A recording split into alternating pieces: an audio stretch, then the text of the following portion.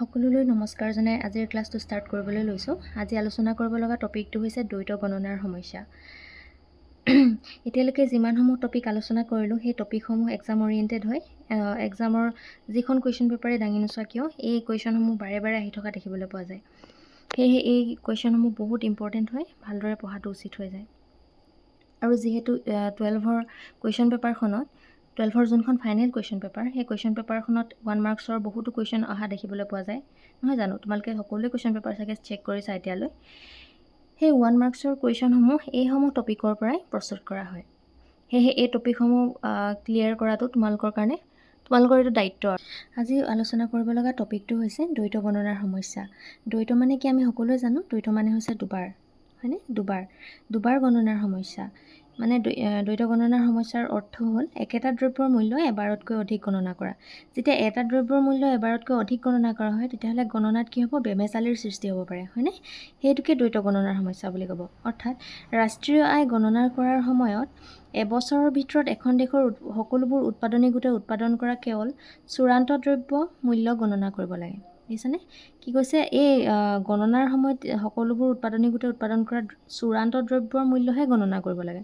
চূড়ান্ত দ্ৰব্য মানে কি? তোমালোকক অলৰেডি মই পঢ়াই আহিছিলোঁ যে যিবোৰ দ্ৰব্য ব্যৱহাৰ কৰি নতুন দ্ৰব্য প্ৰস্তুত কৰিব নোৱাৰি, হয়নে? সেইবোৰ দ্ৰব্য হৈছে চূড়ান্ত দ্ৰব্য। সেই দ্ৰব্যৰ মূল্যহে গণনা কৰিব লাগে। কিন্তু প্ৰকৃত কাৰ্যক্ষেত্ৰত মধ্যৱৰ্তী দ্ৰব্যৰ মূল্যও অন্তৰ্ভুক্ত কৰা হয়। যেতিয়া মধ্যৱৰ্তী দ্ৰব্যৰ মূল্যও অন্তৰ্ভুক্ত কৰিব তেতিয়াহ'লে কি হ'ব? গণনাত সমস্যাৰ সৃষ্টি হ'ব পাৰে। কাৰণ কেলে? প্ৰতিজন উৎপাদকে মানে যোনজনে উৎপাদন কৰে সেইজনক উৎপাদক বুলি ক'ব। প্ৰতিজন উৎপাদকে তেওঁ বিক্ৰী কৰা দ্ৰব্যটোক চূড়ান্ত বুলি গণ্য কৰে। যেতিয়া মধ্যৱৰ্তী আৰু চূড়ান্ত দুটা দ্ৰব্যৰে মূল্য গণনা কৰিব তেতিয়াহ'লে কি হ'ব? দ্বৈত গণনা হ'ব। আৰু সেই দ্বৈত যেতিয়া গণনা হ'ব তেতিয়াহ'লে কি হ'ব? ৰাষ্ট্ৰীয় আয়ত কি হ'ব? সমস্যাৰ সৃষ্টি হ'ব, মানে গণনাত বেমেজালিৰ সৃষ্টি হ'ব পাৰে।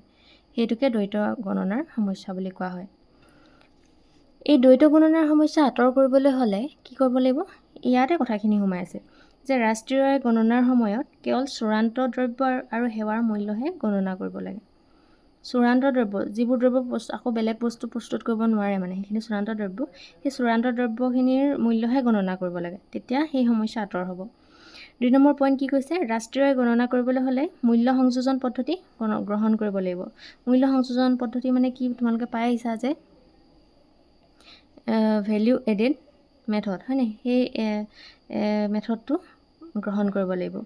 তেতিয়াহ'লে কি হ'ব? দ্বৈত গণনাত সমস্যাৰ সৃষ্টি হ'ব নোৱাৰে। এইটো কুৱেশ্যন অহা দেখিবলৈ পোৱা গৈছে।